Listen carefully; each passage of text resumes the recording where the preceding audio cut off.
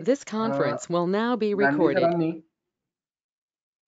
ते सध्या as a faculty of art of living happiness programme आणि वेलनेस प्रोग्रामचे ते सर ॲज अ फॅकल्टी म्हणून काम बघतायत. आणि सध्या सर निरंजनी चिकित्सालय दौंड येथे सन 2013 पासून आयुर्वेदाची प्रॅक्टिस करतायत. तर मी सरांना विनंती करतो की त्यांनी आपलं लेक्चर सुरू करावं. दीपक सर. धन्यवाद मंगेश सर. हा दीपक सुरू कर. हो हो हो. मी याला लेक्चर म्हणणार नाही, मी फक्त माझे काही छोटे मोठे अनुभव आहेत ते शेअर करतोय. तर एकदम सुरुवातीला प्रॅक्टिस सुरू केल्यानंतर मी बऱ्याच ठिकाणी काम केलं होतं. तर जिथे जिथे आपण काम करतो तिथले तिथले आपल्यावरती संस्कार होत असतात. तर काही ठिकाणी मला फॉर्म्युला प्रॅक्टिस पाहायला मिळाली. म्हणजे बरेचसे पेशंट होते, फ्लो खूप होता तिथे, आणि त्याचसोबत एक विशिष्ट पद्धतीने औषध द्यायची प्रथा होती. जसे की समजा आरशाचा रुग्ण असेल, मग त्याला गंधर्व हरितकी, त्रिफळा गुग्गुळ, ब्लिडिंग असेल तर गंधक रसायन, ताप्यादी लोह, तर त्याचाही काही म्हणजे असे बऱ्याच प्रकारचे औषधं, साधारण 4-5 प्रकारचे कल्प असं तिथे वापरणं हे होतं. तर नकळत त्याचा काही प्रभाव पडला होता. त्यानंतर लगेचच प्रॅक्टिस सुरू केली संडे ओपीडी दौंड येथे. तर तिथे पेशंट मिळत गेले. तर आता लेक्चर म्हणजे आज काही अनुभव शेअर करायचे या निमित्ताने जुने पेपर काढत होतो. तर माझं मलाच हसू येत होतं की आधी आपण काय काय केलंय ते, बरेचसे निदान चुकवलेले असं. तर नंतर हळूहळू पंचकर्माकडे ओढा वाढला आणि आधी मंदार भणगे सरांकडे काम केलं होतं. त्यानंतर पुनर्वसू चिकित्सालयाला मी जॉईन होलो प्रॅक्टिस सुरू असतानाच, आणि तिथनं आल्यावरती 2 तास प्रॅक्टिस करायचो मी, आणि रविवारी पूर्ण वेळ प्रॅक्टिस करायचो. तिथून तिथले वेगळे संस्कार झाले आणि हेतू शोधणं हे भणगे सर नेहमी म्हणायचे, आणि कॉलेजमध्ये पण सगळ्या लेक्चरर्स कडनं ऐकलेलं असायचं की हेतू शोधणं खूप महत्वाचं आहे. पण बऱ्याचदा व्यवहार असाच चालायचा की आपण लक्षणं पाहिली आहेत, लाक्षणिक ह्याच्यामध्ये आपण आपल्याकडची जी यादी असते मनामध्ये, किंवा औषधं आणि लक्षणं असं असं करून पण भागत होता. तर तिथून कसं हळूहळू बदलत गेलं, असं मी अजून बदलाच्या प्रोसेसमध्येच आहे. पण काही छोटे मोठे अनुभव मला फक्त या ठिकाणी मांडायची संधी दिली त्याबद्दल धन्यवाद. तर एकदम सुरुवातीला ज्यावेळेस फारसे हे कर्म नव्हते केलेले, पुनर्वसूला पण जायच्या आधी पाहिलेले होते, फारसे केलं नव्हतं, त्यावेळेस एक 27 वर्षांची स्त्री रुग्ण आली माझ्याकडे, आणि तिचा ब्युटी पार्लरचा व्यवसाय होता, आणि पार्श्निशूल हे लक्षण होतं. तर पार्श्निशूल असे लक्षण असलेले बरेचसे रुग्ण त्यानंतर मला पाहायला मिळाले. तर ती रुग्ण एक ब्युटी पार्लर चालवत होती आणि हैदराबादी होती. तर मी हिस्ट्री घेताना आपलं विचारलं काय काय त्रास होतोय. तर पायात ठसठसण्यासारखी वेदना होते का, तर म्हटली हो. आणि हाताला स्पर्श केला पायाला तर उष्ण स्पर्श जाणवला. मग हेतू विचारायला सुरुवात केली. तर तिला दही खाण्याचं हिस्ट्री होती तिची. मग तिकडे साऊथ मध्ये पण खायचे आणि इकडे पण नेहमी खाणं व्हायचं, बऱ्याचदा रात्री पण खाणं व्हायचं. त्यानंतर आम्ल सेवन म्हणजे लोणचं वगैरेचे हेतू सापडले. तर एकदम सुरुवातीच्या अवस्थेत, म्हणजे मी ज्यावेळेस प्रॅक्टिसला नुकतंच उतरलो होतं, तर घाबरत मला असं वाटलं ठीक आहे याचं रक्तदृष्टी आहे आणि ही सारखं उभे राहते, त्याच्यामुळे ते जसं वातरक्ताची संप्राप्ती घडते की सगळे दोष संधीच्या ठिकाणी साचतात, त्याप्रमाणे झालं असावं असं विचार करून मी रक्तमोक्षण करायचं ठरवलं.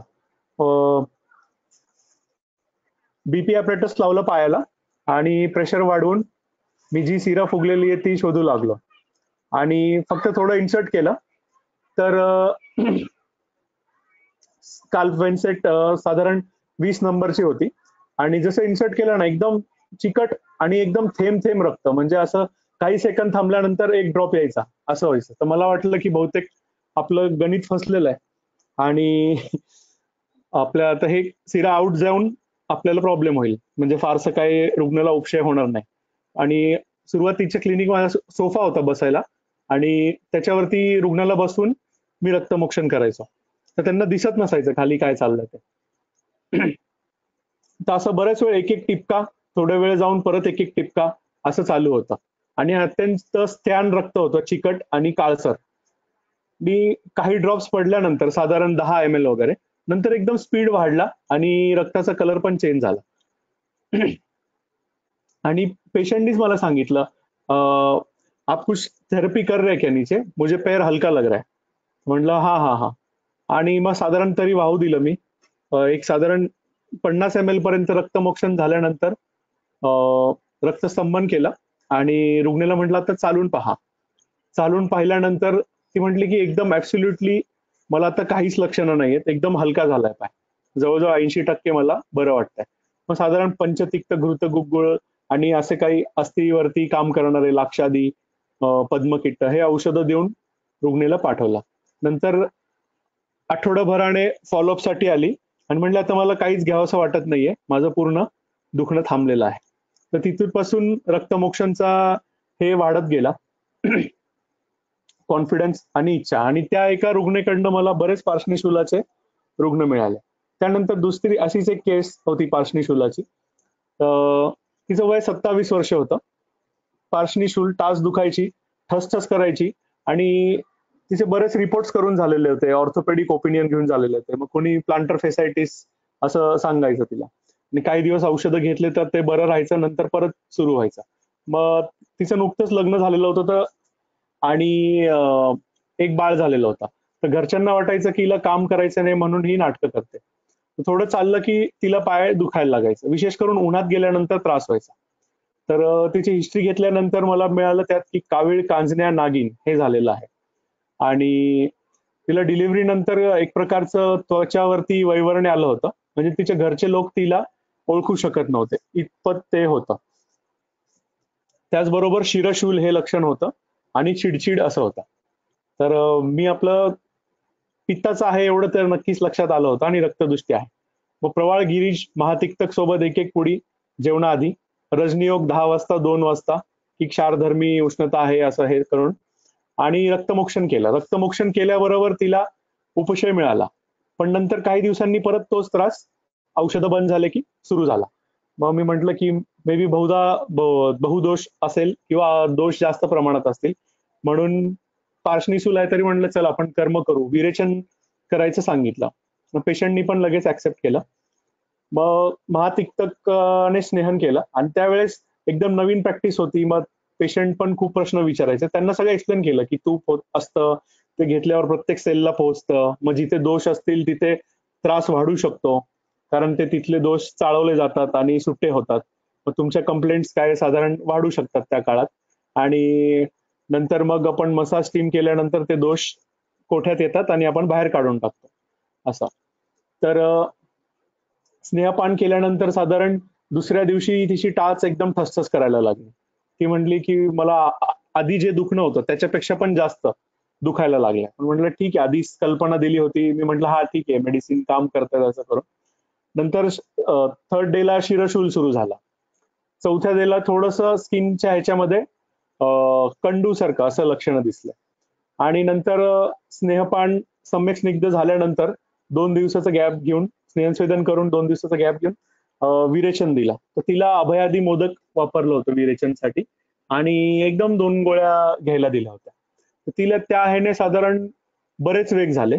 म्हणजे मला पण अपेक्षित नव्हतं की इतकं तिचं शोधन होईल.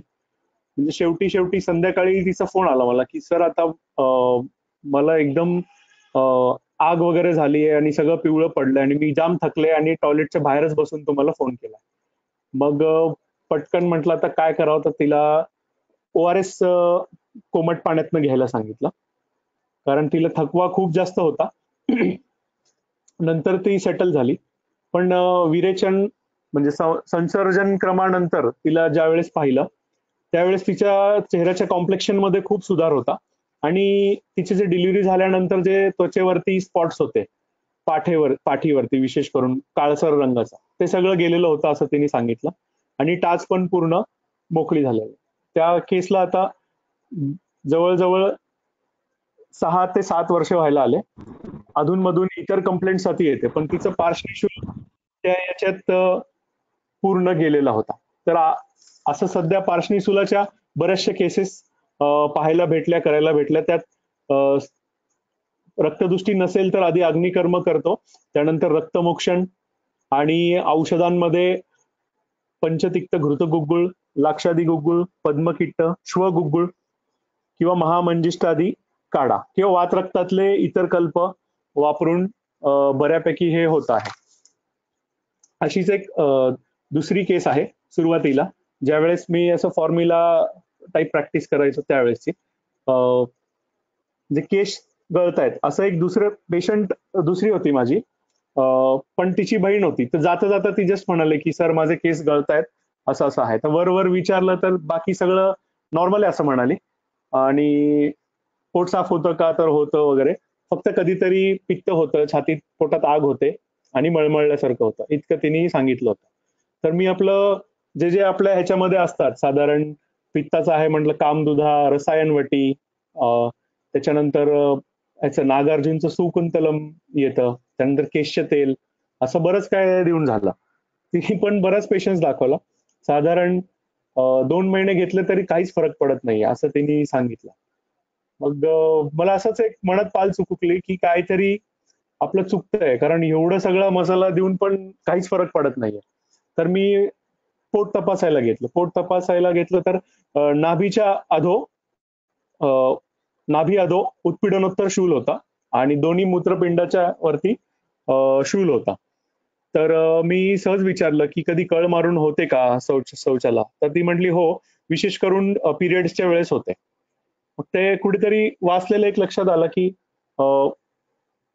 पांचभौतिकच्या ह्याच्यात की अस्थिधरा तीच पुरुषधरा कला.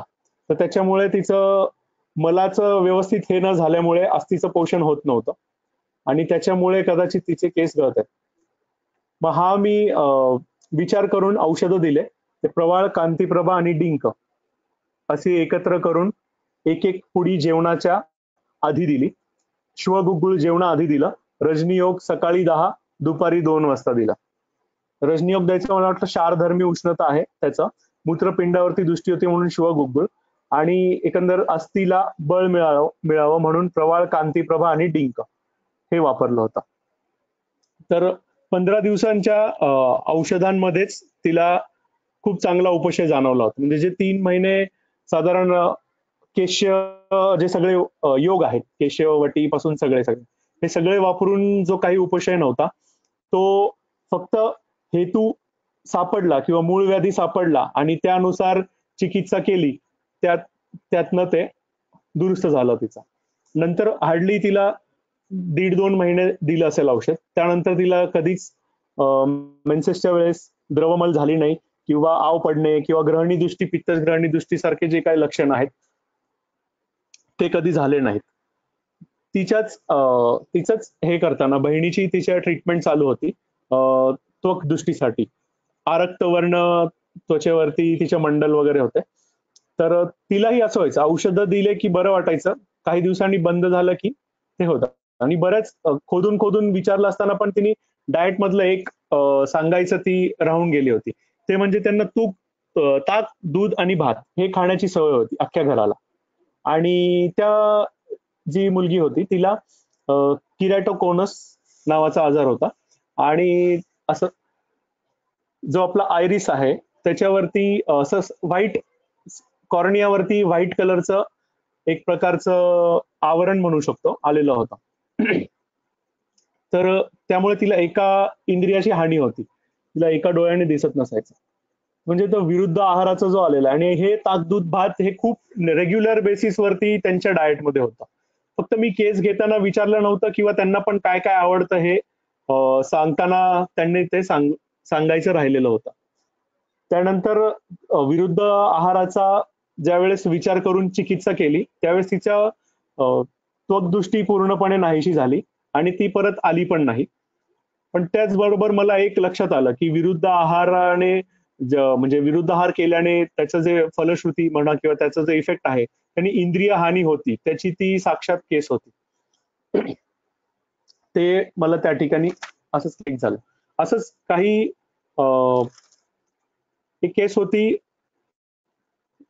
हायपर टेन्शनची. एक 22 वर्षाचा मुलगा दौंड जवळच एक रेल्वे स्टेशन आहे तिथनं आला होता. 170-100 असा बीपी असायचा आणि पुण्याच्या काही मोठ्या हॉस्पिटल्समध्ये त्यांनी बऱ्याचशा तपासण्या करून मोठी फाईल घेऊन त्याचे वडील माझ्याकडे घेऊन आले होते की आता आयुर्वेदिक सुरू करू असं करून. तर त्याचा कॉज अननोन होता. मग बरंच विचारून झालं. त्याला तिथल्या डॉक्टर्सनी पण विचारलं की काही स्ट्रेस आहे का, कारण या वयात काही इतर उद्योग करतात मुलं तर त्याच्यामुळे पण स्ट्रेस असतो, त्यांनी पण होऊ शकतं असं करून. पण त्याच्यात असं मानसिक हेतू त्याच्या ह्याच्यामध्ये काहीच नव्हता. मग म्हटलं चला घेऊया. तर केसची हिस्ट्री घेतली, त्याच्यामध्ये त्याला कांजण्याची हिस्ट्री होती आणि ते पण लेट एज मध्ये झाली होती, साधारण 7वी वगैरेच्या दरम्यान.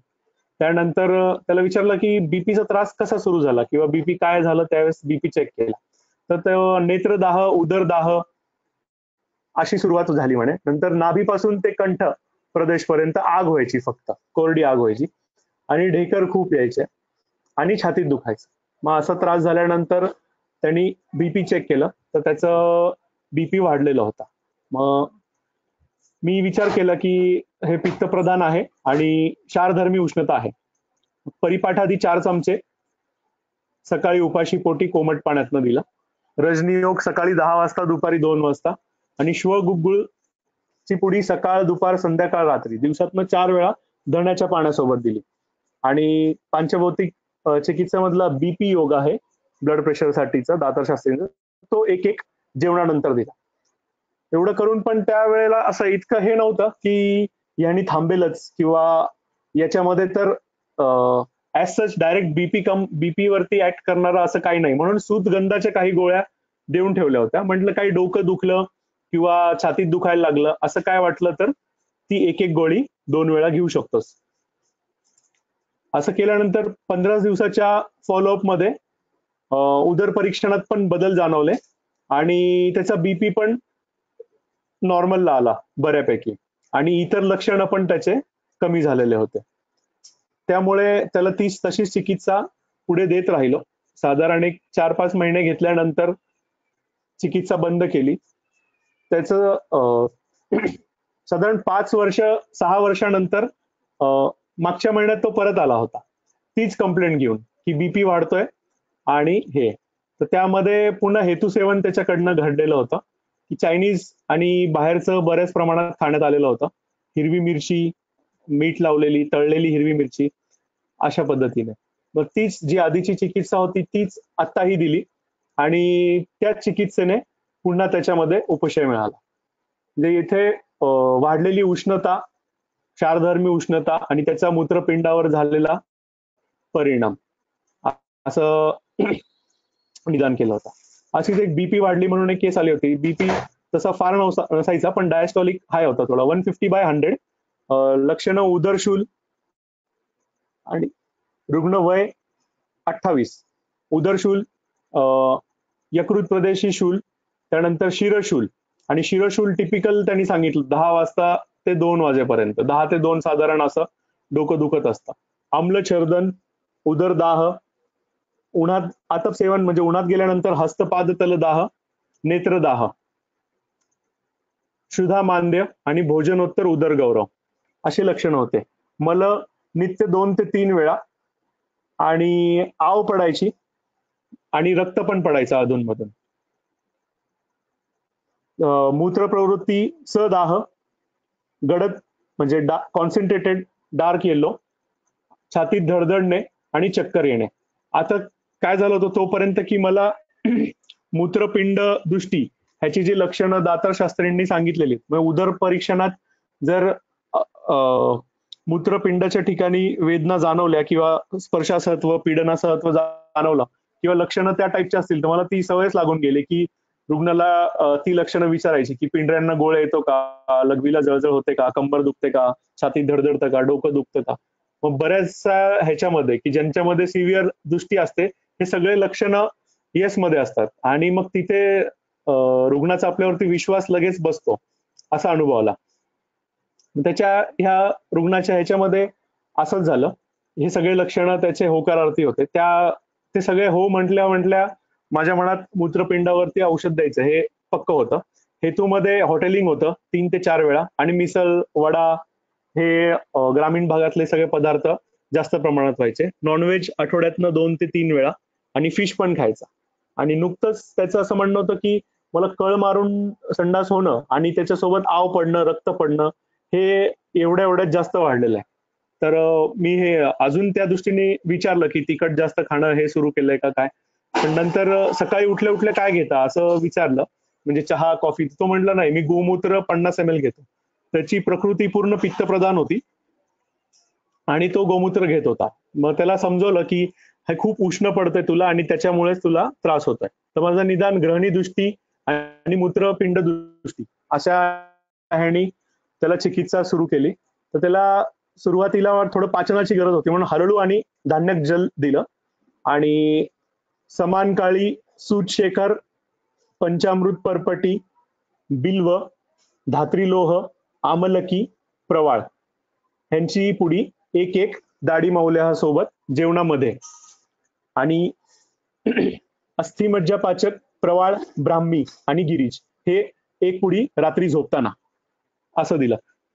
आता याच्यामध्ये औषधांचं प्रमाण टाकताना 7 पुड्यांसाठी 1 गोळी, चूर्ण असेल तर 7 पुड्यांसाठी 1 स्पॅच्युला असं अशा पद्धतीने टाकला गेलेला.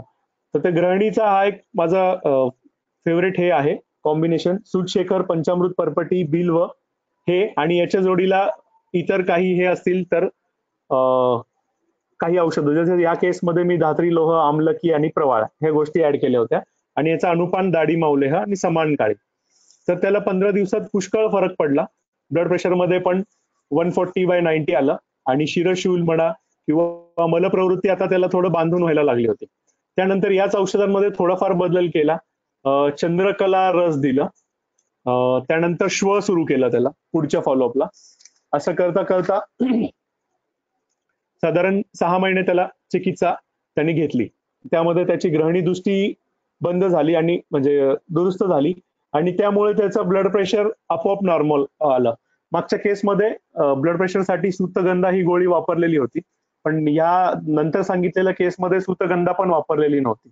याच्यामध्ये मेन फोकस मूत्रपिंड दृष्टी आणि ग्रहणी यांच्या चिकित्सावरती जास्त भर दिला होता. तर अशाच पद्धतीने सोरियासिसच्या काही केसेस आल्या होत्या. एक सोरियासिसची केस जी आहे ती एक साऊथ इंडियन लेडी होती, वय 31 वर्ष, 64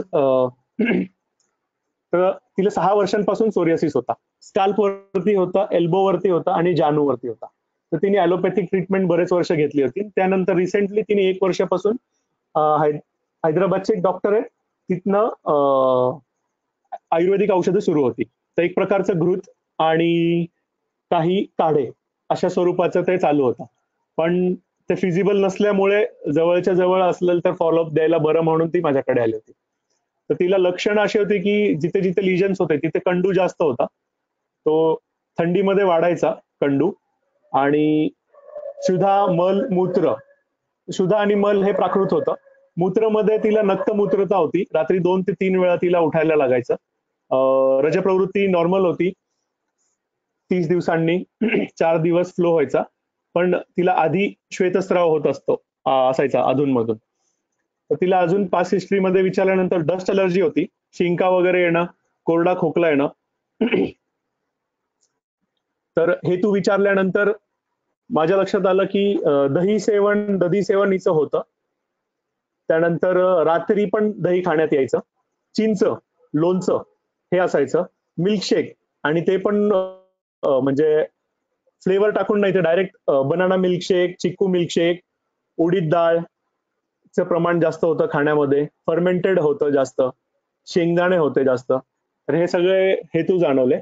तर त्याच्यामध्ये माझ्या लक्षात असं आलं की क्लेद खूप वाढलेला होता तिचा आणि थोडं रुक्षण करायची गरज होती. त्यामुळे चातुर्तक आणि हरळू असं धण्याच्या पाण्यात सोबत दिवसातनं 4 वेळा दिलं. कारण क्लेद आणि मेद आणि हरळू क्षारधर्मी असून मूत्रल आहे, त्या दृष्टीने मी ते दिलं होतं. त्यानंतर आरोग्यवर्धिनी, लघुमंजिष्ठादी काढा आणि पंचनिंबादी, एवढं सगळं तिला सुरू केलं. तिला सुरुवातीला लक्षणं कमी झाले, पण साधारण 3-4 फॉलोअप पण तिला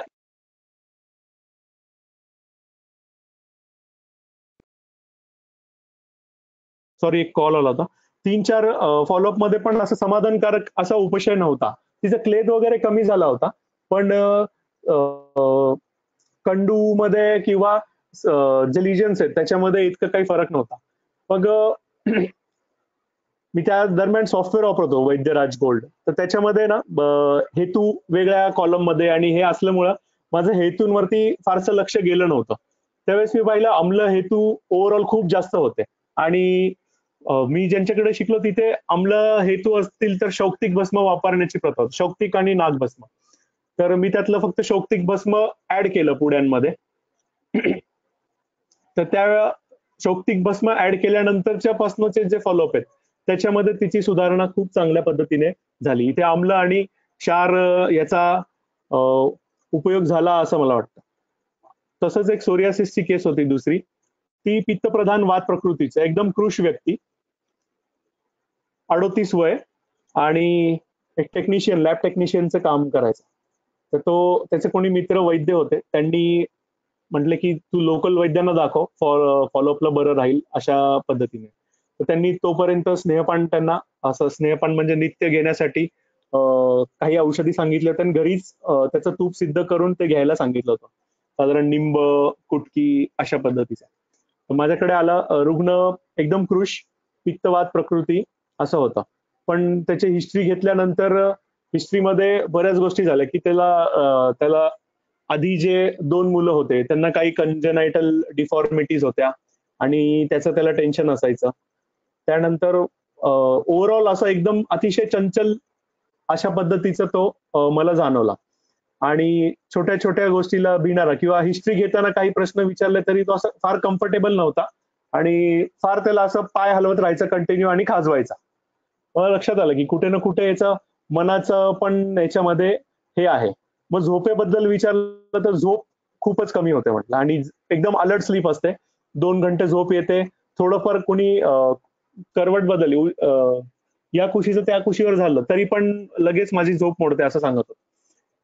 मग आधी मी ठरवलं की दुसरं कुठलं कर्म करायच्या आधी याची शिरोधारा केली पाहिजे. एक 7 दिवस शिरोधारा केली, त्यात त्याला झोप त्याची सुधारली. त्यानंतर आपले रुटीन काही औषधं याच्यामधले सुरू केले, लघुमंजिष्ठादी वगैरे किंवा रक्तपाचक, गंधक रसायन अशा स्वरूपाचे. नंतर त्यात उपशय होता, पण तरी पण त्याला ज्या ज्या वेळेस कसलं तरी टेन्शन यायचं त्यावेळेस त्याचा कंडू लगेच वाढायचा. तर त्याला जटामांसी फांट सुरू केला. जटामांसी फांट एक म्हणजे एक पुडीचं फांट करून रात्री झोपताना घेण्यासाठी. नंतर त्याचं थोडं लिजनचे जे थिकनेस आहे ती कमी झाली होती. तर मी त्याला असंच बोलता बोलता म्हटलो की काही नाही, लिजनची थिकनेस कमी होत चालली आहे असं फक्त बोललो आणि ठीक आहे बाकी म्हटलं आणि तो गेला फॉलोअपला. नंतर दुसऱ्या दिवशी त्याच्या मिसेसचा मला फोन आला की सर तुम्ही त्यांना काही बोलले का की स्किन खूप पातळ होत चालली आणि असं ते खूप चिंतेत दिसतात. म्हटलं नाही, मी म्हटलं की उलट जिथे जिथे स्किनवरती सोरियासिसचे हे आहेत, लिजन्स आहेत, त्याची जाडी कमी झाली आहे, ते चांगलं लक्षण आहे. ते म्हणले नाही, त्यांना त्या दिवसापासून म्हणजे 2 दिवसापासून झोप नीट लागत नाही आणि सारखे टेन्शन मध्ये असतात, भूक पण खूप कमी झालेली आहे. मग माझ्या लक्षात आलं की आपण जर व्यवस्थित क्लिअर केलं नाही रुग्णाला तर ह्युमर हे उलट्या बाजूनी पण आपल्या अंगलट येऊ शकतं. मग मला त्याला कन्व्हिन्स करण्यात खूप वेळ गेला की मी लिजन बद्दल बोलत होतो आणि असं. मग त्यानंतर मला असं लक्षात आलं की फक्त जटामांसी देऊन काय होणार नाही, तर जितके मेद्यद्रव्य माझ्याकडे उपलब्ध होते ते मी सगळे एकत्र केले. जटामांसी, शंखपुष्पी, ब्राह्मी, अमृता, अश्वगंधा आणि तेच मोठ्या डोसमध्ये औषध म्हणून चालू राहू दिलं आणि रक्तदृष्टीवर काम करणारा रक्तपाचक, लघुमंजिष्ठादी असा योग आणि नंतरच्या याच्यामध्ये रक्तपाचक, लघुमंजिष्ठादी बंद करून सारिवा मंजिष्ठा, तर त्याचा फांटा आणि हे मेद्य औषध. तर आता अजून चालूच आहे ते. पण आता पुष्कळ म्हणजे एकदम नॉर्मल ह्याला बसलेला आहे. आणि जेव्हापासून मनाचीच चिकित्सा प्राधान किंवा त्याचीच औषधं जास्त वापरायला सुरुवात केली या केसमध्ये, त्यावेळेसपासूनच त्याला खूप चांगला उपशय असा मिळत गेला. यानंतर मी काही आणि केस शेअर करू इच्छितो की ज्याच्यामुळे माझा कॉन्फिडन्स खूप बूस्ट झाला. सुरुवातीला एक केस, एक आजी होत्या साधारण 70 वयाच्या, त्यांना सीए लंग्स असं त्यांचं निदान होतं. आणि इथले एक डॉक्टरांकडे त्या ऍडमिट होत्या, पण सर म्हटले होते की तुम्ही घरी न्या. पेशंट फारसे काय असे अफोर्ड करणारे नव्हते बाकीच्या काही गोष्टी. आणि त्यांना थोडासा श्वास, थोडा कास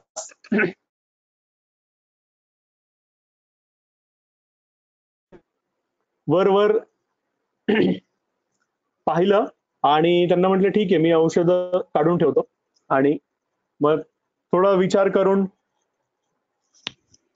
काही औषधं वापरले, जसं की अभ्रक भस्म, त्याच्यानंतर तालीसादी चूर्ण, अं, अमृता, यष्टी मधू, असे औषधं एकत्र करून साधारण त्यांना दिले होते. तर ते आठवडाभर जे काही औषधं घेतले त्यात त्यांचा कास आणि लाक्षणिक त्यांना उपशय चांगला मिळाला होता. त्यानंतर गाडगीळ सरांशी संपर्क करून आणि काय काय चेंजेस करता येतील त्या पद्धतीने हे केलं. मग त्यांनी 2-3 फॉलोअप नंतर औषधी घेतली, त्यात उपशय होता. नंतर काही कारणांनी त्यांनी औषधं घेतली नाहीत आणि काही दिवसांनी त्या गेल्या. पण सीएची केस पाहायला मिळाली, त्यात काही करायला मिळालं, त्यामुळे माझा थोडा इंटरेस्ट त्यात आणि हे झालं. आणि पुनर्वसूला असताना पण सीएच्या बऱ्याचशा केसेस गाडगीळ सरांच्या ऍडमिट असायच्या आणि इतर वैद्यही तिथले पाहत असायचे. पण त्यावेळी असं कधी मनात आलं नव्हतं की आपण पण पाहू कधी. त्यानंतर दुसऱ्यांदा असं झालं की एक डॉक्टर होते बीएमएस, आणि त्यांचं एक मोठं हॉस्पिटल आहे दौंडमध्ये. त्यांच्या मातोश्रींना सीए ब्रेस्ट होता आणि एका बिल्डरांनी त्यांना माझा रेफरन्स दिला की असं असं आहे दीपक. कारण त्या दरम्यान माझं फाउंडेशन कोर्स आहे गाडगीळ सरांचा ऑनलाईन ई लर्निंगचा, तर तो झालेला होता. आणि त्यात बऱ्यापैकी म्हणजे सर का देतात, काय जे जे काय औषधं देतात का देतात आणि त्याच्या मागे काय विचार आहे किंवा कसा विचार करायचा, हे त्या लेवलला थोडं मला ते क्लिअर होतं. तर ते माझ्या इतर मित्रांशी असंच बोलण्यात आलं होतं की असं असं गाडगीळ सरांचं एक लेक्चर केलेलं आहे, तर किंवा एक कोर्स झालेला आहे आणि आता आपण सीएचे काही केसेस असेल तर आपण पाहणार आहोत असं करून. त्यानंतर 1-2-4 चक्रा सरांकडे पण ओपीडी पाहायला हे केल्या होत्या.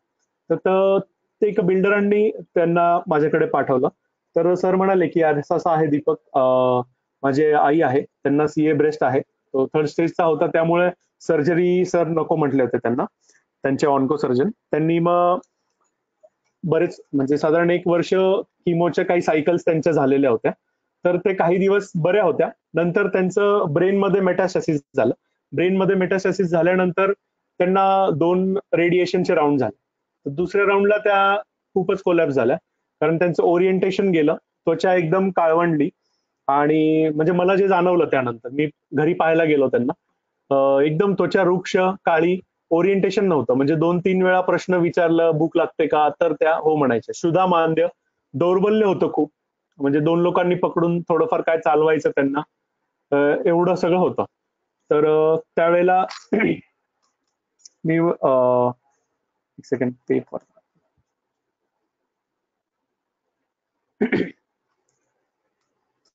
तर त्यावेळेला मी म्हटलं की सर आपण ह्यांना आपल्या इथे आयपीडी करू शकतो, कारण की थोडं स्नेहनस्वेदन करता येईल. एकंदरीत वात खूप वाढलेला आहे आणि उष्णता पण वाढलेली आहे असं वाटतंय रेडिएशनमुळे. तर ते काय आयपीडीला तयार झाले नाही. ते म्हटले नको, इथेच आता आम्ही कसं तरी 2-4 लोकात मॅनेज करतोय. किंवा त्या मे बी त्यांना तसा कॉन्फिडन्सही नव्हता माझ्यावरती की आयपीडी करून काय करता येईल म्हणून. मग मी मिल्क डाएटचं एक बोललो होतो. कारण गाडगीळ सर सगळ्या पेशंटला सीएच्या बऱ्याचशा फक्त दुधाच्या डाएटवरती ठेवतात. त्याच्या मागचं बरेचसे काही काही लॉजिक्स आहेत, जसे की दुध मेजरेबल असतं. त्यानंतर इसोफेगस मध्ये जरी कोणाला काही असेल तरी ते पॅलेटेबल आहे आणि इझिली आत जाऊ शकतं. स्वॅलोईंगला काही प्रॉब्लेम येत नाही. अजन्म सात्म्य आहे, शुक्र धातूवर काम करतं आणि रसायन म्हणून सगळ्याच याच्यावरती काम करतं. आणि सॉलिड डाएटच्या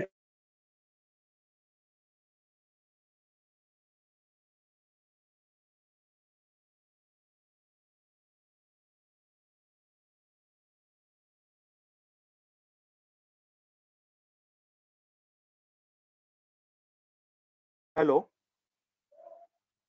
हॅलो आवाज येतोय का माझा? हा डॉक्टर कंटिन्यू करा, येतोय आवाज. हा इथे थोडं ब्रेक झाल्याचं दिसत होतं. तर संतर्पण पण होतं आणि एक प्रकारे त्याचं लंघन पण होतं, कारण सॉलिड डाएट दुसरं काही जात नाही. तर मग मी त्यांना सांगितलं की आपण A2 मिल्क, गीर गाईच्या दुधाचं आपण सुरू करूया असं करून.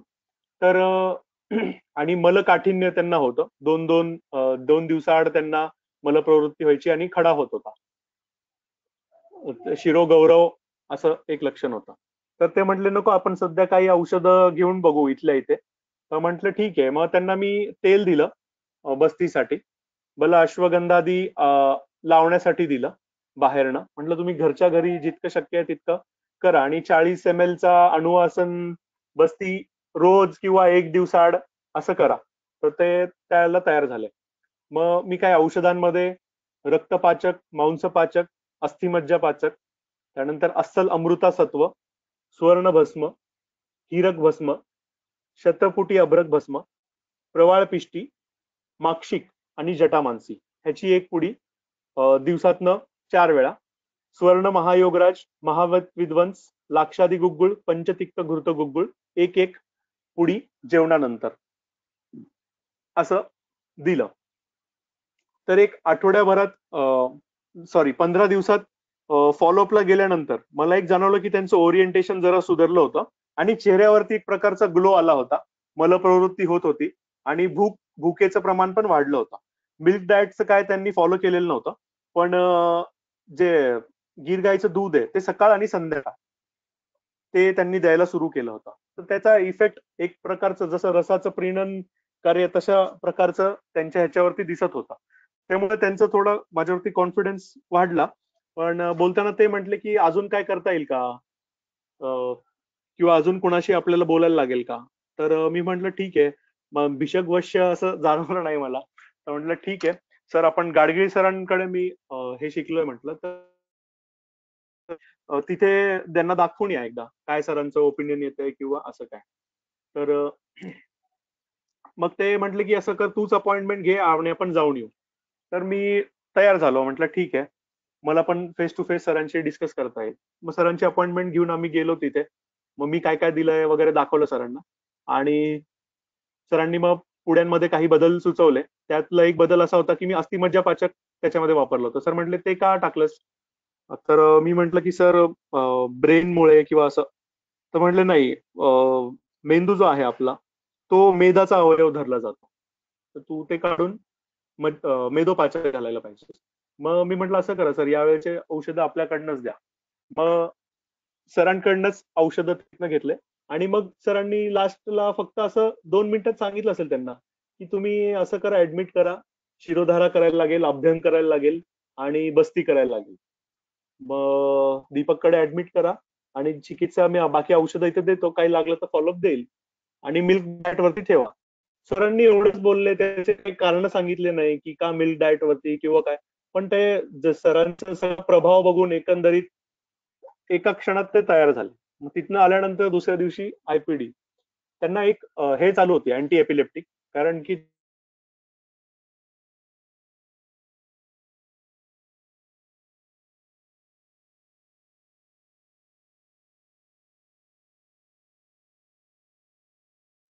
तर काही इमर्जन्सी असेल तर ते तुम्हाला पाहायला लागेल रात्री, किंवा आपल्याला मग शिफ्ट करायला लागेल. बाकीचं तर काही हे नसणार आहे. आणि आपल्याकडे एक फिजिकल अटेंडंट वगैरे होता. तर त्यांना त्यांची जी इनिशियल परिस्थिती होती ऍडमिट करताना आपल्या इथे, त्यांना उचलून आणलं होतं आणि खुर्ची आपण खाली नेली होती, दोघा तिघांनी मिळून दोन्ही साईड धरून मागच्यानी एकाने सपोर्ट असं करून त्यांना वर आणलं होतं.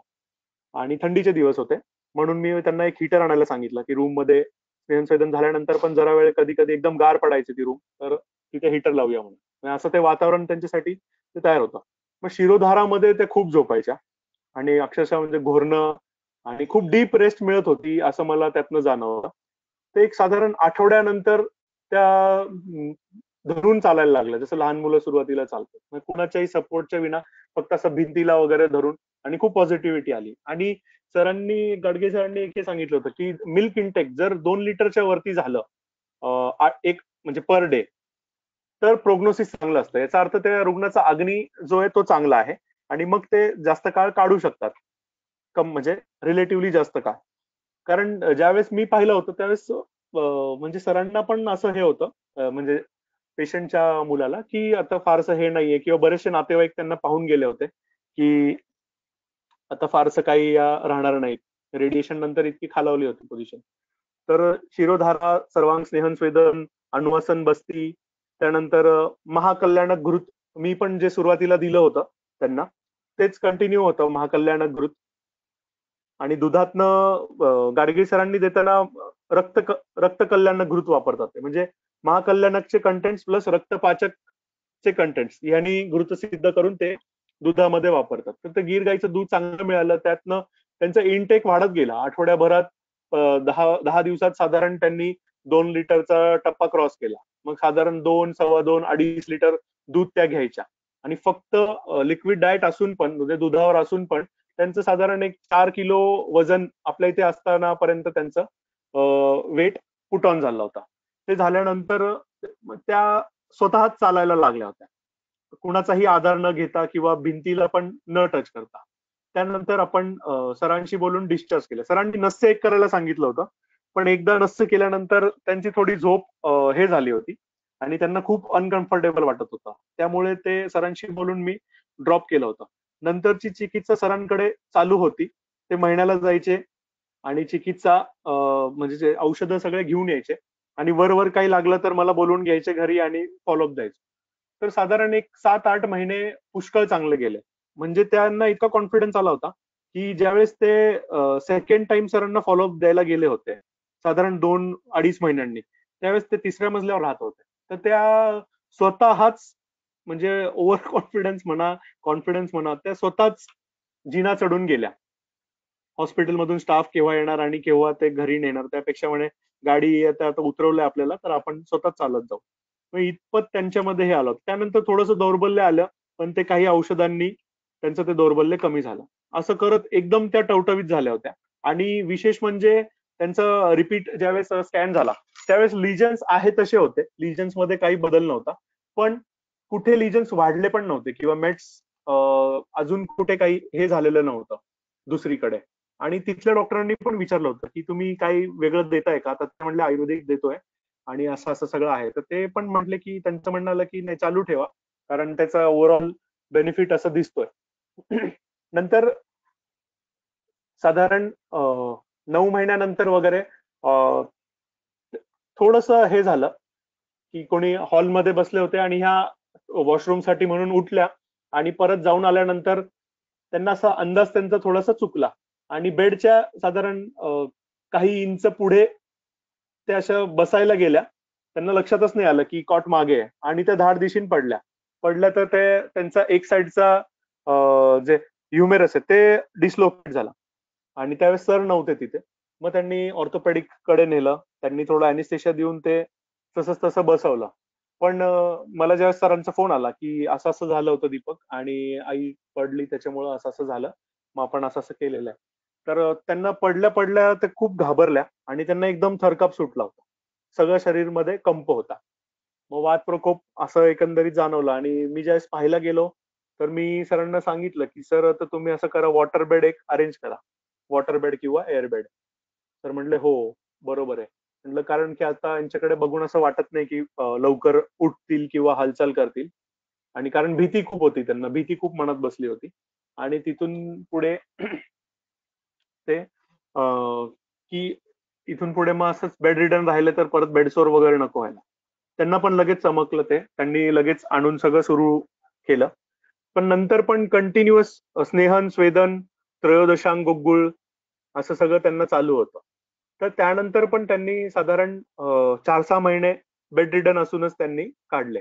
मिल्क डाएट चालू होतं, पण नंतर मध्ये मध्ये सर त्यांना मल्टीव्हिटॅमिन्स किंवा हे त्यांच्या हिशोबाने द्यायचे, मल्टीव्हिटॅमिन्स आणि इतर काही गोष्टी, किंवा खारकेची पावडर, असं सगळं द्यायचे सर.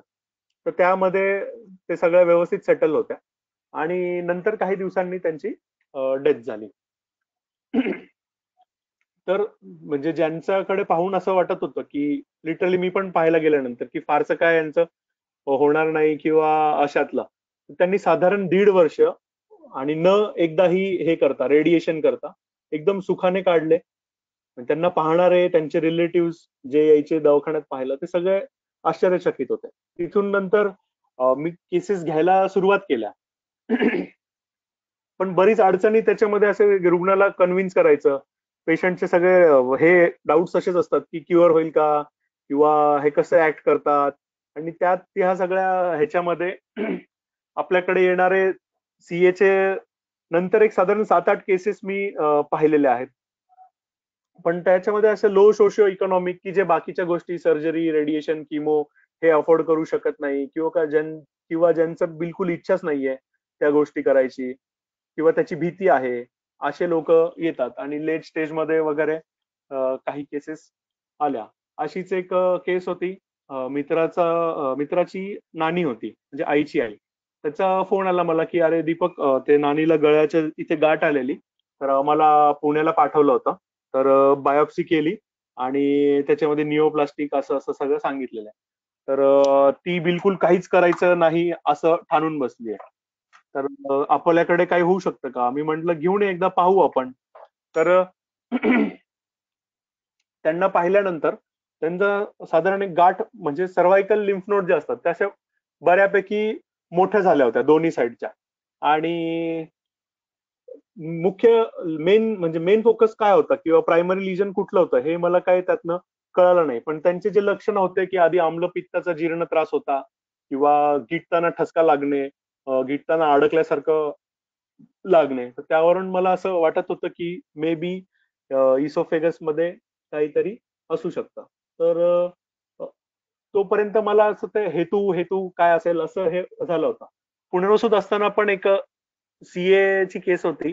सर्वायकल लिम्फ नोड खूप स्वोलन वगैरे अशा स्वरूपाच्या होत्या आणि तिथले धोपेश्वरकर सरांनी फक्त बाहेरून जाता जाताच पाहिलं होतं पेशंटला. आतमध्ये आले आणि विचारले तिची केस कोण घेत आहे आणि जे घेत आहे त्याला विचार नक्की म्हणजे रात्री दही खाण्याची सवय होती का म्हणून.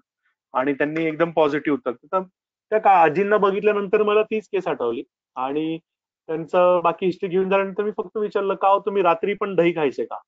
तर ते एकदम त्या आजीच्या सोबत जे अटेंडंट होते ते एकदम हेच झाले, शॉक झाले. हो म्हणे आम्हाला, आम्ही हिला आधीपासूनच सांगतोय की रात्री दही नको खात जाऊ, पण ही खूप जुनी सवय आहे तिची, पण ती खायची म्हणे.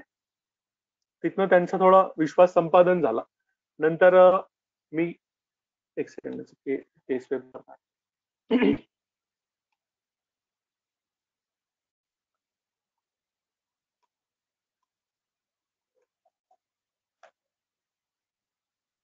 तर हा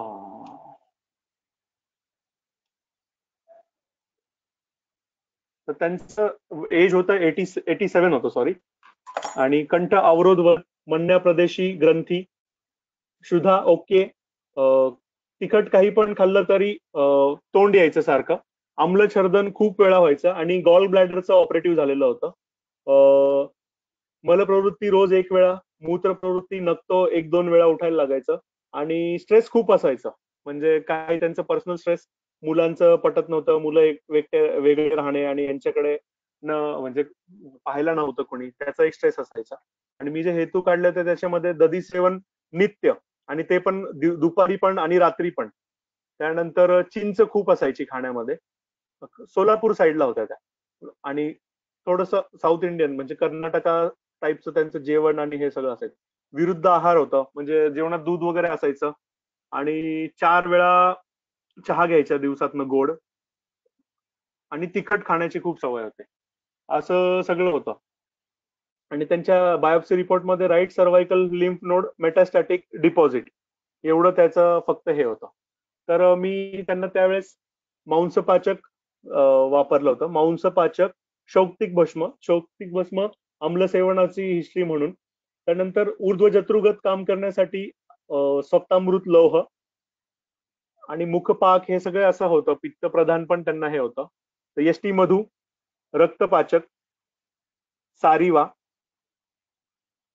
सारिवा रक्तातली उष्णता, रक्तगामी उष्णता कमी करण्यासाठी, यष्टीमधू मांसावरती काम करण्यासाठी, त्या जोडीला रक्तपाचक, मांसपाचक, शौक्तिक, सप्तामृत, वज्रभस्म, अभ्रक भस्म, माक्षिक भस्म, प्रवाळ भस्म, हे सगळं एक एक पुडी महाकल्याण घृतासोबत. आणि अमृता क्षीरपाक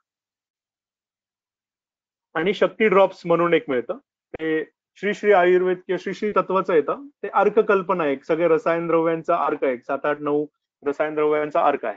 तर ते 6-6 ड्रॉप सकाळ संध्याकाळ असं दिलं. त्या मित्रांनी आधी सांगितलं होतं की हे आजी काय औषधं घेत नाही फारशे, त्यामुळे जितकं मिनिमम करता येईल तितकं मिनिमम औषधं दे, म्हणजे ती न वैतागता घेईल. आणि तिथे असं झालं होतं ना की ते पुण्यात त्यांनी डॉक्टरांना विचारलं होतं की काय, तर त्यांना सांगितलं होतं धडधडीत की कॅन्सर आहे आणि त्याला रेडिएशन घ्यावं लागेल. तर त्या आजी म्हटली रेडिएशन म्हणजे काय, तर म्हणजे ते लाईटनी शेकायचं वगैरे असतं. ते म्हणले अजिबात मला तसलं काय करायचं नाही, कारण त्यांना ते इकॉनॉमिकली हे पण नव्हतं आणि त्यांना मेन इच्छाच नव्हती. म्हणजे मुलं तयार होते नंतर की काय ते ट्रीटमेंट करण्यासाठी, पण त्यांची इच्छा नव्हती. पण तिथं असं झालं की ते जे आपण म्हणतो ना ह्युमर कधी कधी खूप, किंवा आपण जे साध्या गोष्टी समजून सांगतो रुग्णाला, त्या ऑन्कोलॉजिस्टने सांगितलं होतं की काय नाही ते शेकायचं असतं लाईटनी. त्यांनी ते डोक्यात धरलं की अच्छा हे शेकल्याने हे कमी होईल. तर त्यांनी काय केलं, घरी गेल्यानंतर तव्यावर कपडा गरम करायचे आणि ती नोड शेकायची. त्यामुळे तिथे झाला पाक आणि थोडासा ज्वर वगैरे आला त्याला. नंतरच्या फॉलोअपला आले तर मी म्हटलं अरे हे कसं काय असं झालं. मग त्यावेळेस त्यांनी सांगितलं काय नाही डॉक्टर म्हटले होते ते शेकायचं आहे. आणि मी म्हटलं कशाला लाईटने वगैरे शेकायचं, आपण असंच शेकू घरच्या काय. मग त्यांना कल्पना दिली की हे नाही करायला पाहिजे. पण त्यानंतर त्यांचं थोडासा लिजन मध्ये चेंजेस जाणवले होते साईज मध्ये.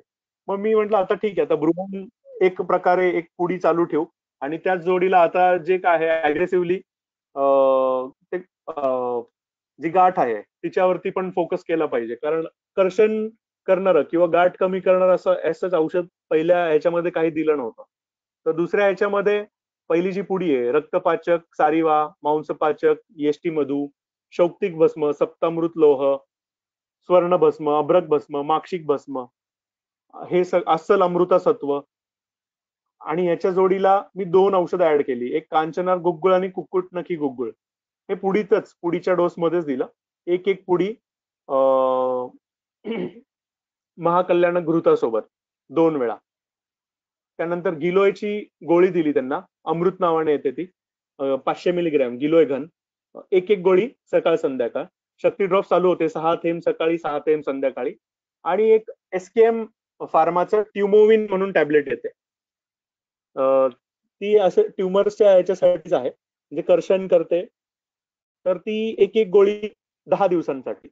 त्याचं असं होतं की डोस म्हणजे जे मला एमआरनी त्यांच्या माहिती सांगितली होती की 10 दिवस फक्त द्यायचं, कारण ते खूप उष्ण पडतं, बल्लातक वगैरे त्याच्यामध्ये हे आहे. तर ते एक एक गोळी म्हणजे 1 बीडी डोस मध्ये जेवणानंतर 10 दिवसांसाठी द्यायची, पुन्हा बंद करायची, पुन्हा 10 दिवसांसाठी द्यायची.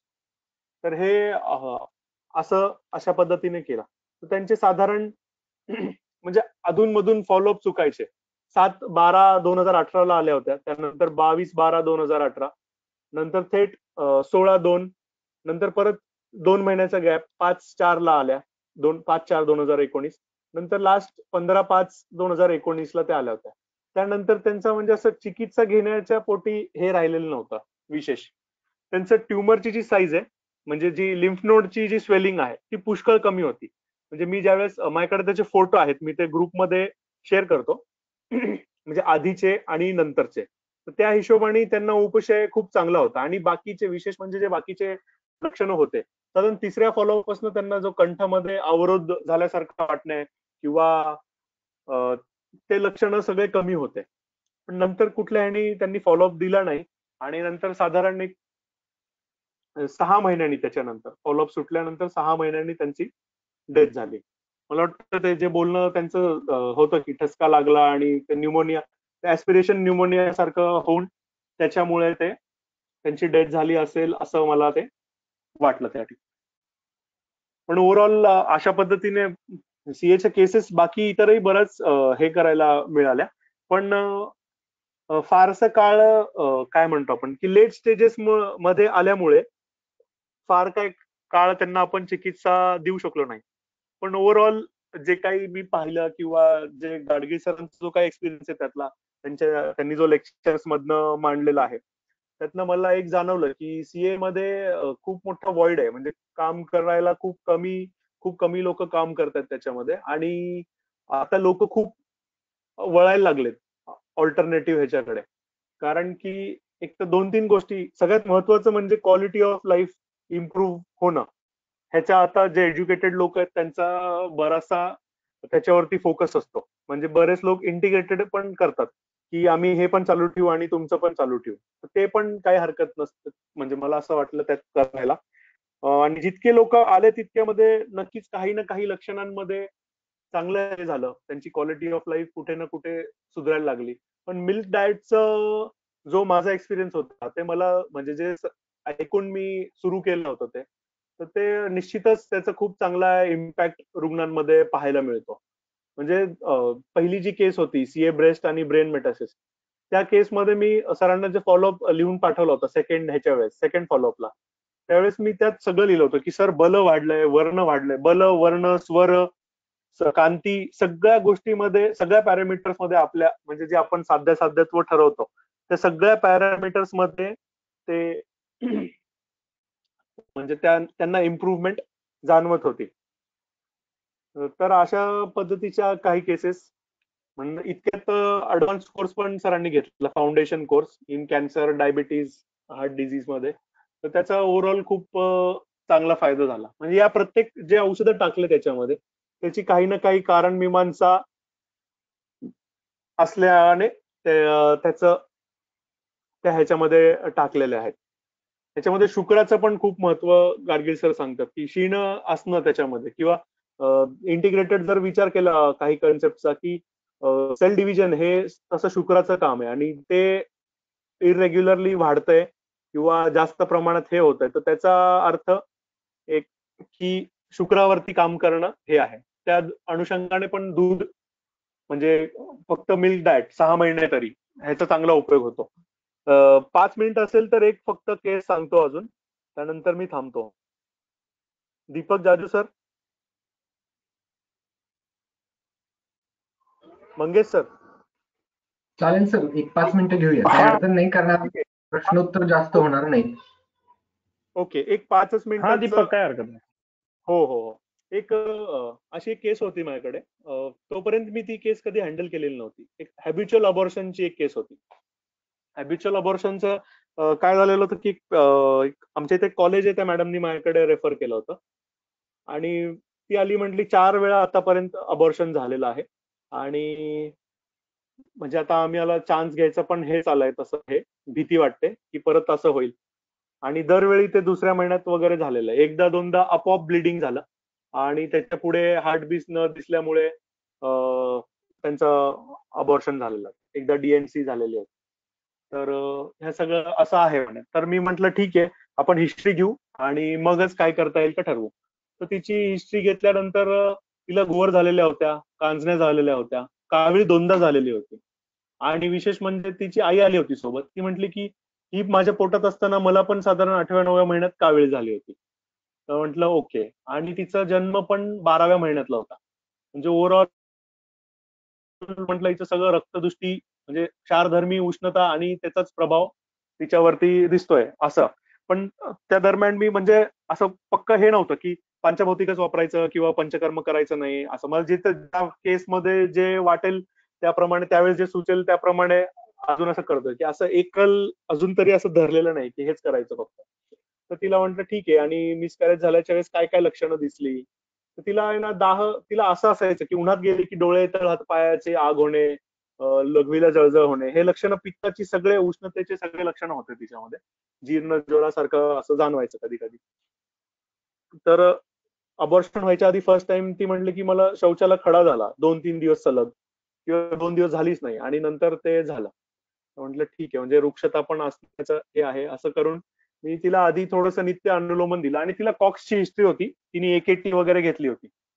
तर सुरुवातीला मी तिला सीतोप्लादी चूर्ण, अभ्रक भस्म असं थोडंसं बल्य असंच दिलं. नित्य अनुलोमनासाठी गंधर्व हरितकी आणि आमलकी असं दिलं आणि श्वगुग्गुळ दिलं. तर त्यानंतर ह्याच्यामध्ये काही ठराविक चेंजेस करत गेलो. रक्तपाचक वापरलं, त्यानंतर घृतकल्पना वापरली, जीर्णज्वरातले औषधं वापरले आणि बस्ती दिला त्याला. नंतर योग बस्ती करून घेतला आणि तिला आधीच सांगितलं होतं की वर्षभर चान्स घ्यायचंच नाही. त्यासाठी दोघं हस्बंड अँड वाईफ कन्व्हिन्स होते. नवऱ्याला जास्त काही त्रास नव्हता, त्यामुळे त्याला आवळा स्वरस उन्हाळ्यात दोघांना पण सुरू केला. नंतर बस्ती केली. बस्ती केल्यानंतर उत्तर बस्तीसाठी सांगितलं. तर त्यावेळेस माझ्या सेटअपमध्ये त्याची काही सोय नव्हती आणि इथे दुसरं कोणी करणारं नव्हतं. मग नगरला ऍडमिट केलं, अमृत आयुर्वेद हॉस्पिटलला. आणि भंगे सर, मी आणि भंगे मॅडम आम्ही तिघांनी मिळून म्हणजे मी आधी 3 दिवस पाहिलं आणि 4थ्या दिवशी उत्तर बस्ती केला. अशा पद्धतीने उत्तर बस्ती झाल्यानंतर तिला कन्सिव्ह राहण्यासाठी परमिशन देते. ती खूप फॉलिकल स्टडी करायला लागेल का, आणि ते डॉक्टर म्हटले ते मोठा. म्हटलं अजिबात काहीच करायचं नाही. ज्यावेळेस इच्छा होईल त्यावेळेस कॉन्टॅक्ट ठेवायचे. अजिबात 14वा दिवस ओव्ह्युलेशन असं काही स्ट्रेस मनात बाळगायचं नाही. मग ती नॅचरली कन्सिव्ह झाली. कन्सिव्ह झाल्यानंतर तिला हरळू, त्याच्यानंतर कांतीप्रभा, रजनीयोग हे 3 औषधं दिले होते. आणि सकाळी उपाशी पोटी घ्यायला म्हणून सारिवा, शतावरी, गर्भपाल रस, प्रवाळ, अभ्रक हे दिलं होतं. नंतर दुसऱ्या महिन्यात तिचा मला फोन आला की ती माहेरीच होती. तिला सांगितलं होतं 9 महिने यावेळेस इथेच राहा, कारण की काही जर वाटलं तर इमर्जन्सी आपल्याला इथल्या इथे चिकित्सा करता येईल. आणि तिच्या घरच्यांनी पण ऐकलं ते. नंतर तिला दुसऱ्या महिन्यात तिचा फोन आला की सर थोडं मला स्पॉटिंग झालं. ते ऐकून मी थोडंसं घाबरलो म्हणा किंवा बॅकफुटवर गेलो की एवढं सगळं करून पण कसं काय आज झालं. थोडंसंच झालं म्हणे, पण मला फर्स्ट टाइम असं झालं होतं. तर म्हटलं ठीक आहे.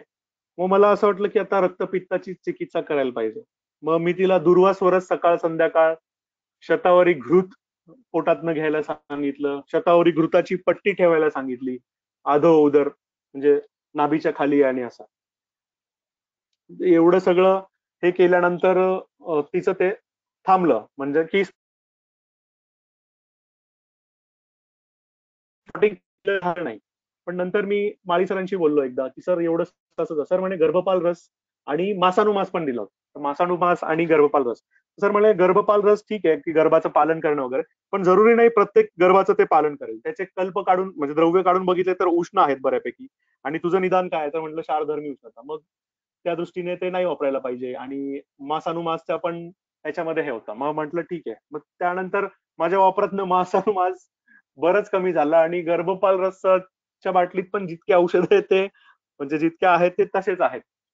पण नंतर तिचं पूर्ण वर्ष म्हणजे साधारण पूर्ण हे 9वा महिना पूर्ण हे होईपर्यंत कमी अधिक फरकाने अशी चिकित्सा चालू ठेवली.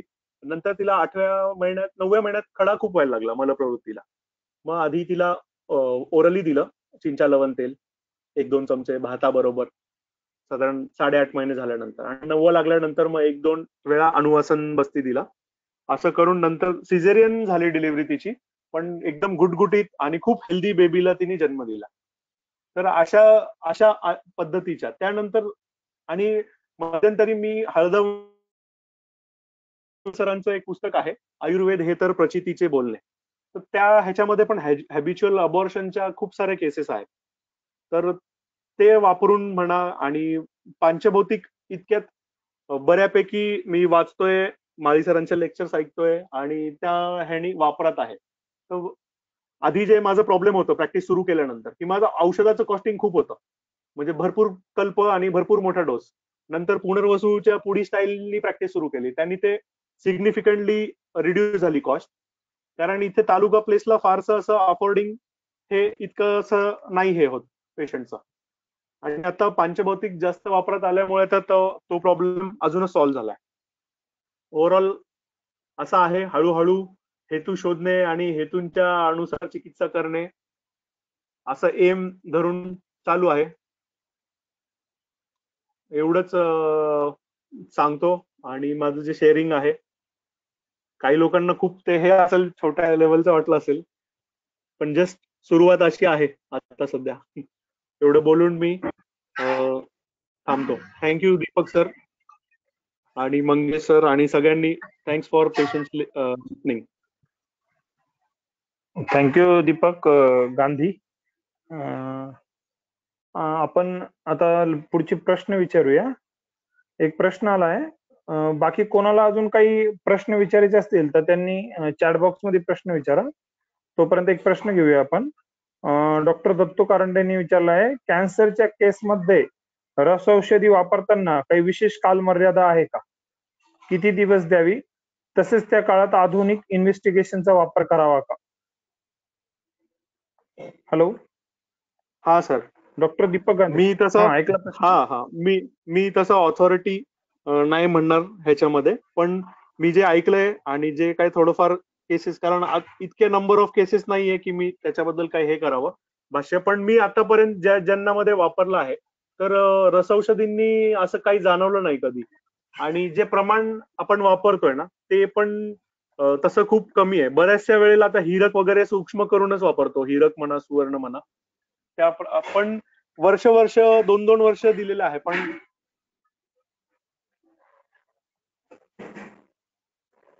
काही त्रास झालेला नाही. आणि दुसरे जे मॉडर्न इन्व्हेस्टिगेशन आहेत तर बरेचसे पेशंट हे स्वतःहूनच करत असतात मॉडर्नचे इन्व्हेस्टिगेशन. म्हणजे त्यांचे जे काही ऑन्कोलॉजिस्ट आहे, सॉरी एक कॉल येतोय त्याच्यामुळे माझा आवाज कट होतोय बहुतेक, तर ते लोकच त्यांना जास्त करून ऍडवाइस करतात. आपल्या करण्यावरनं थोडं मला असं काही आवश्यकता त्याची वाटत नाही. टू बिगिन विथ माझं तर असंच हे आहे की इथून पुढे पण ज्या केसेस येतात की आपण त्यांना ॲलोपॅथी घ्यायचं का नाही हे ऑप्शन त्यांच्या ह्याच्यावरती ओपन ठेवलं पाहिजे. कारण कधी कधी कसं होतं, सडनली केसेस खराब होण्याची शक्यता असते किंवा कधीही त्यातनं दुसरे काही उपद्रव निर्माण होऊ शकतात. मग ते ब्लेम हे येण्यापेक्षा आपण एक सांगू शकतो ना की आपण क्वालिटी ऑफ लाईफ वरती चांगलं काम करूया त्यांचं, म्हणजे जे काही त्यांचं आयुष्य शेष आहे त्याच्यामध्ये त्यांना चांगली भूक लागणं, जेवण केल्यावर पोट जळणं होणं, पोट साफ होणं, लघवीला साफ होणं, रात्रीची झोप चांगलं लागणं, ह्या सगळ्या गोष्टी चांगल्या राहतील अशा पद्धतीने आपण त्यांची ट्रीटमेंट करू. आणि त्याचबरोबर अटकाव सीएच्या ह्याला सरांनी लेक्चरमध्ये बरंच खूप विस्तृत त्यांनी हे केलेलं आहे की आपले एम्स काय काय असले पाहिजे कॅन्सरच्या ट्रीटमेंटमध्ये. म्हणजे क्युअर एक आपण ट्राय करू शकतो डेफिनेटली, पण ते न बोलून दाखवता इतर क्वालिटी ऑफ लाईफ आहे किंवा परत परत जे होतं रिकरन्स होतो तो स्टॉप करू शकतो. किंवा ज्या लोकांमध्ये हेरिडिटी आहे सीएची आणि त्यांच्या मुलांना आधीपासूनच कॉशियस आहेत, बरेचसे मेडिकोज असतात किंवा नॉन मेडिकोज, मग त्यांच्यामध्ये आधीपासून शोधन देऊन त्यांची बहुदोष अवस्था घालवून ज्या ज्या पार्टचं हेरिडिटरी त्यांना हे आहे तिथले रसायन औषधं वापरून आपण ती शक्यता कमी करू शकतो, असं बरेच सिनियर वैद्यांचं मत आहे. मी पाहायचो जे लोक यायचे प्रिव्हेंटिव्ह ह्याच्यासाठी सीए ब्रेस्टच्या वगैरे, तर अवस्था बघून दोषांचं हे बघून वमन करून घ्यायचे पुण्यात. तर त्याचं चांगलं ते हे होत असावं असं मला वाटतं. ओके. दीपक तू मध्ये एक सांगत होता का गाडगे सरांनी तुझं अस्थिमज्जा पाचक थांबून मेदोपाचक दिलं, तर त्यावेळेस मेदोपाचक देण्यामागे काय कारण सांगितलं होतं सरांनी आणि अस्थिमज्जा पाचक थांबवण्यामागे? हा मी म्हणजे अस्थिमज्जापाचक माझं वापरायचं हे होतं की नर्वस हे म्हणजे साधारण आपण पकडतो ना मज्जेचा भाग, तर सर म्हटलं की नाही की ब्रेन जो आहे तो म्हणजे मज्जेचा भाग नसून आपण त्याला मेदाचा भाग पकडतो. तर तिथे गर्दी खूप होती त्यामुळं मला ते विचारायला सरांना हे नाही झालं, पण मी म्हटलं ठीक आहे, सरांनी म्हटलं ब्लाइंडली ओके, आपण नंतर कधी चर्चा करू त्याच्यावरती. पण ते मेदाचा अवयव आहे असं सरांनी घेऊन मज्जापाचक असं वापर. सीएच्या याच्यामध्ये सरांनी कसं सांगितलंय कुठला धातू अफेक्टेड आहे त्या धातू गामी औषधं वापरायला हरकत नाही. आणि मेटास्टॅसिस जे आहे हे नेहमी रक्तातनं रक्तातनच होण्याची शक्यता जास्त असते की जे इकडचं तिकडे पसरलं, कारण तसं काय मुवमेंट असणारे हे धातू, त्यामुळे रक्तपाचक आणि गाठ मांसल स्पर्शाला लागते त्यामुळं मांसपाचक. आणि मेंदू हा मज्जेचा अवयव असं पकडून मी अस्थिमज्जापाचक युज केलं होतं, सरांनी ते काढून मेदाचा अवयव आहे ब्रेन असं सांगून मेदोपाचक वापरायला सांगितलं. ओके. कोणाला काही आपले मत व्यक्त करायचे असतील, काही अनुभव शेअर करायचे असतील तर करू शकतात. अजून आपल्याकडे 15-20 मिनिट वेळ आहे. कोणाला काही पवन सर, मेहबूब सर, अतुल जोशी, कोणाला काही अनुभव शेअर करायचे असतील? लोखंडे सर होते बहुतेक, पण आता मध्ये रेंज गेली सरांची, नेटवर्क नाही बहुतेक, तर नाही आहेत. बाकी कोणाला काही आपले अनुभव व्यक्त करायचे असतील तर करू शकतात.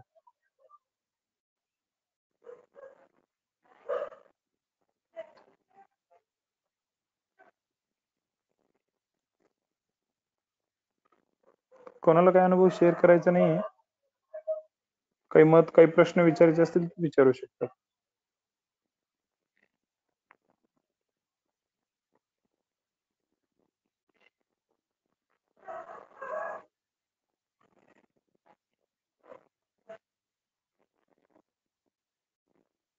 ठीक आहे. मंगेश, हॅलो सर तो हॅलो. प्रकाश सरांचा प्रश्न घेतला का सर? प्रकाशचा प्रश्न आलाय का? हा, थायरॉइडचे पेशंटचे काही अनुभव हायपर और हायपो मध्ये. माझ्या मते प्रकाशचा दर लेक्चर मध्ये थायरॉइड संदर्भात प्रश्न असतो. काहीतरी जवळचं लक्ष अनुभव दिसतोय प्रकाशचा. थायरॉइडचे पेशंटचे काही अनुभव हायपो मध्ये असतील दीपक तर मानते.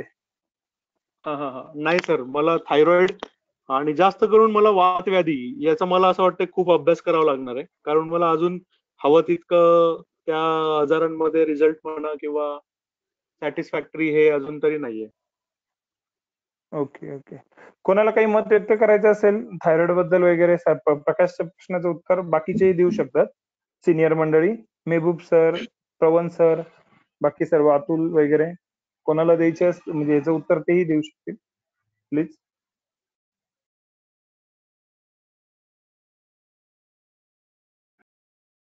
बहुतेक दीपक आज तू प्रश्न विचारायला जागाच ठेवली नाही. तुझं एकदम छान सादरीकरण झालेलं आहे सर्व केसेसचं तुझ्या.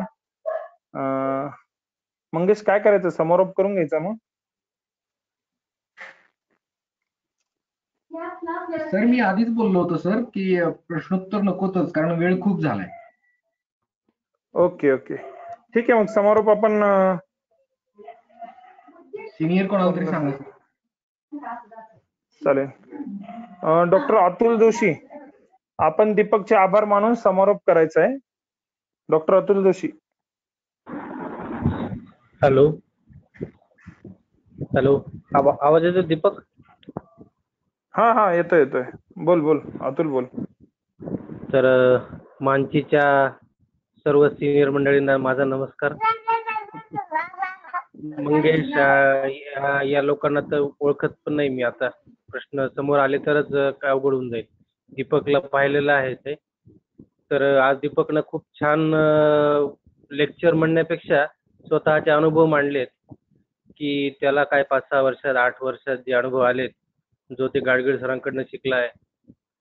आम्ही गाडगीळ सरांपर्यंत न पोचताही त्यांचे विचार आज आमच्यापर्यंत दीपकने पोहोचवलेत. ही खूप मोठी गोष्ट आहे आमच्यासाठी. किंवा माळी सरांचे विचार पोहोचवलेत, स्वतःचे विचार पोहोचवलेत. त्यासाठी मी दीपकचे मनापासून आभार मानतो. दीपक जाजू आणि मंगेश दास या दोघांनी मानसीला पुन्हा एकत्र केलंय, त्याबद्दल त्यांचे आभार मानतो. आणि मानसीच्या सर्व वैद्य मंडळींचा आयुर्वेदाचा ज्ञानाचा झरा असाच वाहत जावा अशी अपेक्षा सर्वांकडून करतो. धन्यवाद. धन्यवाद अतुल. आपण हे आज दीपकने आपली पंचभौतिक बद्दल अजून जिज्ञासा वाढवली आहे. त्यामुळे आपण पुढील डॉक्टर मित्तल खेरनार या पुढील आठवड्यामध्ये किंवा त्या पुढील आठवड्यामध्ये डॉक्टर मित्तल खेरनार यांचं पंचभौतिक बद्दल लेक्चर असणार आहे. आणि ह्या शनिवारी डॉक्टर निशांत इंगळे यांचं लेक्चर असणार आहे स्किन संदर्भात. बाकीची लिंक वगैरे मंगेश लवकरच शेअर करेल ग्रुप.